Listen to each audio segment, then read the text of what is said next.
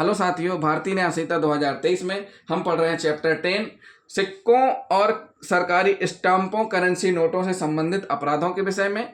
आज हम पढ़ेंगे बीएनएस की धारा 181 जो कि आईपीसी की धारा 233, 234, 235, 256, 489 डी के समरूप है। लिखित या कूट रचना के लिए सामग्री या कूटकृत सिक्के, सरकारी स्टाम्प, करेंसी नोटों, बैंक नोटों को बनाना, कब्जे में रखना। अगर इस प्रकार का कोई कृत्य करता है व्यक्ति तो उसको आजीवन कारावास, 10 वर्ष तक का कारावास, जुर्माना दोनों से दंडित किया जाएगा। तो साथियों, हम इस धारा में जो समाहित हैं, बीएनएस की धारा 181 में जो समाहित हैं, आईपीसी की धारा 233, 234, 235, 256, 489 डी, इनको हम एक एक करके एक्सप्लेन करेंगे। तो सबसे पहले हम जानते हैं आईपीसी की धारा 233। लेकिन साथियों, उसके पहले जिन साथियों ने हमारा चैनल सब्सक्राइब नहीं किया है, हमारे चैनल को सब्सक्राइब कर लें और वीडियो को लास्ट तक जरूर देखें। तो साथियों, हम जानते हैं आईपीसी की धारा 233 क्या कहती है। सिक्के के कूटकरण के लिए उपकरण बनाना या बेचना। क्या कह रही है साथियों, जो कोई सिक्के के कूटकरण के लिए उपकरण बनाएगा या बेचेगा उसको भी इस धारा के अंतर्गत दंडनीय किया गया है। इस धारा के अनुसार सिक्के के कूटकरण की तैयारी करना भी एक सारभूत अपराध है। सिक्के के कूटकरण के प्रयोजन से कोई डाई मतलब सांचा जिसमें मेटल को रख करके फर्जी या जाली नोट, जाली सिक्का तैयार किया जाए, इस प्रकार का उपकरण बनाता है या बेचता है तो वह इस धारा के अंतर्गत दंडनीय माना जाएगा, जिसको आजीवन कारावास से 10 वर्ष तक के कारावास, जुर्माना से दंडित किया जाएगा। फिर है क्या, धारा 234। 234 क्या कहती है, भारतीय सिक्के के कूटकरण के लिए उपकरण बनाना या बेचना। अभी क्या था, सिक्के, अब बात आ गई भारतीय सिक्के के लिए। भारतीय सिक्के के लिए सामग्री या उपकरण बनाना बेचना, किस लिए, भारतीय सिक्के के कूटकरण के लिए सामग्री या उपकरण बनाना बेचना अपराध है। क्या है, बनाना बेचना अपराध है। भारतीय सिक्के के कूटकरण के संबंध में लागू होगी यह धारा। तो अगर इस प्रकार की डाई या इस प्रकार के उपकरण बनाता बेचता है तो वह दंडनीय है इस धारा के अंतर्गत। अब आईपीसी की धारा 235 क्या बोलती है। 235 कहती है, सिक्के के कूटकरण के लिए उपकरण या सामग्री उपयोग में लाने के प्रयोजन से उसे कब्जे में रखना।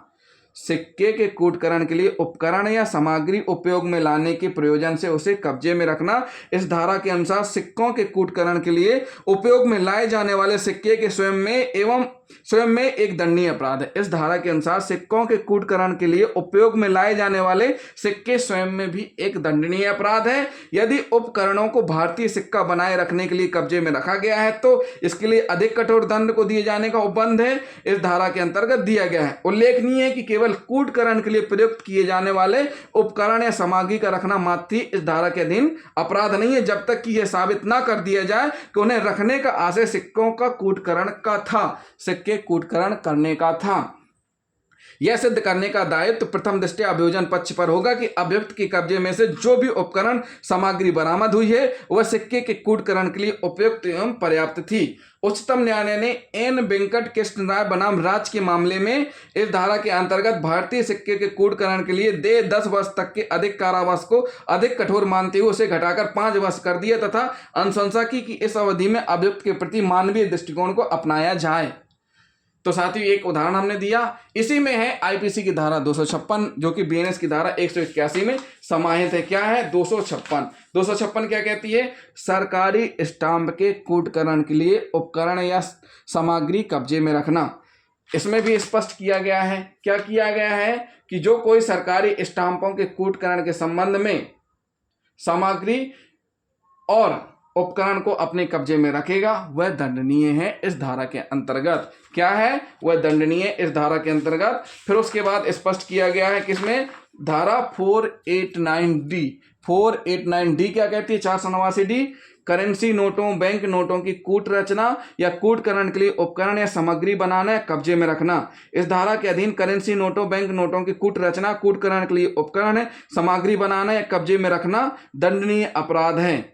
क्या है, दंडनीय अपराध है। जहां इस बात का सबूत स्पष्ट होना चाहिए कि छपाई मशीन उसके पास मिले और इस प्रकार के कागज मिले जिनका उपयोग जाली नोट बनाने के लिए किया जा रहा हो, इस प्रकार की सामग्री अगर पाई जाती है तो वह दंडनीय माना जाएगा इस धारा के अंतर्गत।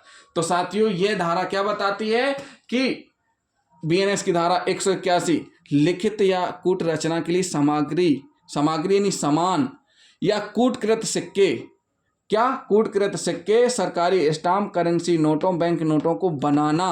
पहले तो सामग्री, फिर उनको बनाना और फिर उसको कब्जे में रखना अजीब, जो कि दंडनीय है।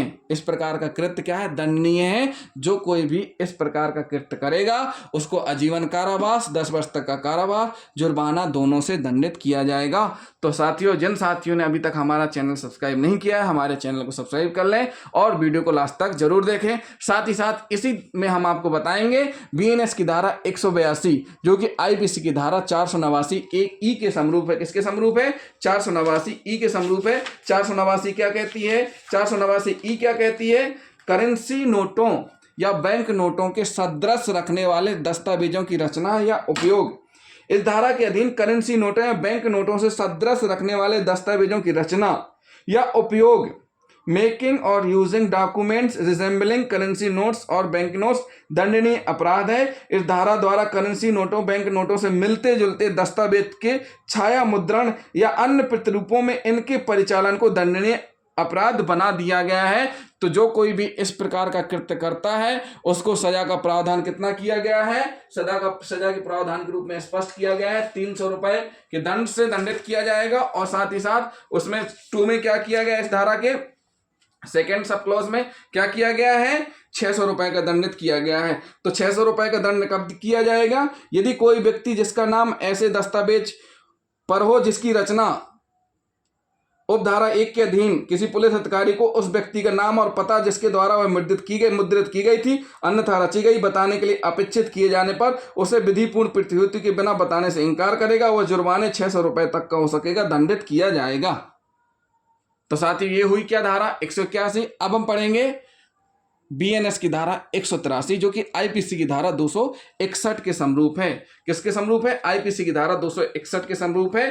क्या कह रही है धारा? सरकार को हानि कारित करने के आशय से उस पदार्थ पर जिस पर सरकारी स्टाम्प लगा हुआ है लेख मिटाना या दस्तावेज से वह स्टाम्प हटाना जो उसके लिए उपयोग में लाया जाएगा, जो कि उसके लिए उपयोग में लाया जाएगा। क्या कह रही है धारा? ये धारा बहुत महत्वपूर्ण है। इसमें स्पष्ट किया गया है कि इस धारा के अनुसार इस धारा के अधीन सरकार को हानि या क्षति कारित करने के आशय से किसी दस्तावेज पर से सरकारी मोहर हटाना, जो सरकार की मोहर रहती है उसको हटाना या उस पर की छाप अथवा लिखावट को मिटाना एक दंडनीय अपराध है। जो कि सरकारी मोहर को मिटाएगा और हटाएगा वो भी दंडनीय अपराध माना गया है।